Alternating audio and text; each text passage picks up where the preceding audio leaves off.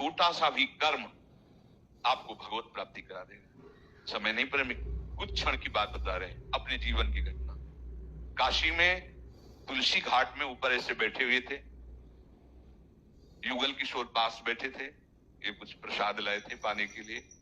इतने में वर्षा शुरू हुई, दूर दृष्टि गई तो देखा 80 घाट उस समय कच्चा था, अब सुनते हैं पक्का हो गया। तो उस कच्चे में पूरा पानी बह करके ऐसे वहीं से निकलता और एक आदमी पड़ा था ऐसे।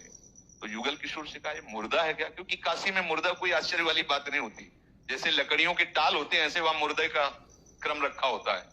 अखंड चिता जलती रहती है, अखंड चिता। दशाश्वमेध घाट में सैकड़ों चिताएं जलती ही रहती है, महाश्मशान चलती ही रहती, वहां मुर्दा कोई खास बात नहीं होती। अरे मुर्दा वो तो एक साधारण बात है, चिता भस्मा लेपो करल मसनम, वो महादेव की नगरी। उनका नहीं महाराज, मुर्दा नहीं, इसे कुष्ठ रोग है, चल नहीं पा रहा। हम कहा यार पानी वर्षा अभी आ रहा है और ये तो बहके गंगा में। अरे बोले काशी है बाबा, ऐसे कैसे सामने देख रहे हैं यार, वो जिंदा है। वो उठे और सीढ़ियों, बहुत ऊंची ऊंची सीढ़ियां हैं, सीढ़ियों से उतर करके जेले गए तो काफी पानी आ चुका था। वो बस ऐसे गर्दन लेटे हुए थे ऐसी जगह, और ताकत थी उस समय। तो ऐसे उठाया उनको, सीढ़ियों से चढ़ते एक बारंडा टाइप का बीच में वहां ले गए। तो कुछ संत जन बैठे थे तो ऐसे ही घाट में रहते, इसको क्यों ले, ये गति आपकी भी हो सकती है, हमारी भी, आपको ऐसा नहीं कहना चाहिए। और थोड़ा आवेश में बोले तो शांत उनको लिटाया और अपने वस्त्र से ऐसे। तो उनकी जो दृष्टि उस समय हमें प्राप्त हो रही थी वो हम बता नहीं सकते आपको। कुछ हो रहा था और ऐसा लग रहा था कुछ मेरे अंदर जा रहा है, मतलब एक अपार आनंद। वो जो दृष्टि से जो देख, वो बोले तो कुछ नहीं, दृष्टि से जो देख, ऐसे जब पूछ रहे थे उनके मुख पर ऐसे, तो जो दृष्टि से देख रहे थे तो ऐसा लग रहा था कि हमारे आराध्य देव भगवान शिव ही मुझे देख रहे हैं।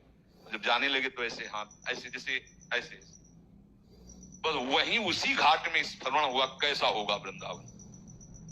उसी घाट में संत आते और हमें रास में ले जाते हैं और वहीं से भूमिका बनती वृंदावन की। और ये सब एक छोटा सा निष्काम कर्म आपको ऐसी महान वस्तु दे सकता है जो किसी भी साधना से नहीं मिल सकती। इसलिए हमारे सिद्धांत में वाणी में लिखा हुआ है, सुख देवे को चाहो। ये बहुत बड़ी बात है, ये सकामी पुरुष नहीं समझेंगे कि अरे क्या, अरे ये महाफल की प्राप्ति कर, सीधे प्रभु को अधीन, सीधे प्रभु का साक्षात्कार, सीधे प्रभु का प्रेम।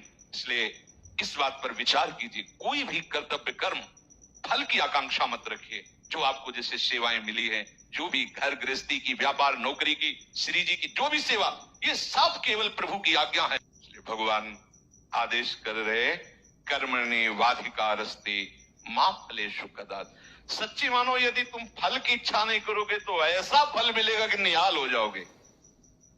अगर फल की इच्छा करके करोगे तो तुम क्या मांग सकते हो?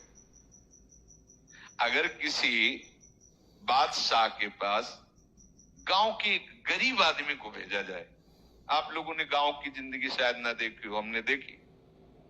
मिट्टी का घरौंदा, ऊपर से कुश का छप्पर, मेहनत करके आ रहे, 4 रोटी प्याज ऐसे हाथ में लेके खा रहे, एक फटी सी रजाई, पूरा परिवार उसी में।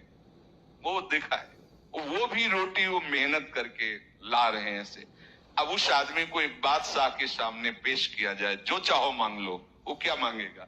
बहुत ये कहेगा कि ये हमारा घर पक्का बन जाए, और हिम्मत करेगा डरते हुए तो साल भर के लिए भोजन व्यवस्था कर दी जाए। वो क्या मांगेगा? अगर बादशाह के ऊपर छोड़ दे, हुजूर आप जो चाहें, तो वो अपनी लेवल से सोचेगा। वो जब सोच के देगा तो तुम्हें जो मांगना भी नहीं आता था वो अपने आप सब प्राप्त हो जाएगा। ऐसे चतुर सुजान भक्तों से जब भगवान ने कहा है कि वरम ब्रूही, वरदान मांगो, ये होता क्या है प्रभु वरदान? कई ऐसे चतुर सुजान भक्त हुए हैं जिन्होंने भगवान को फंसा लिया। जो इच्छा हो, तो प्रभु मांगना ही नहीं आता, मतलब मांगे तो क्या, हमें कुछ समझ में ले, आपको जो आप दे दीजिए।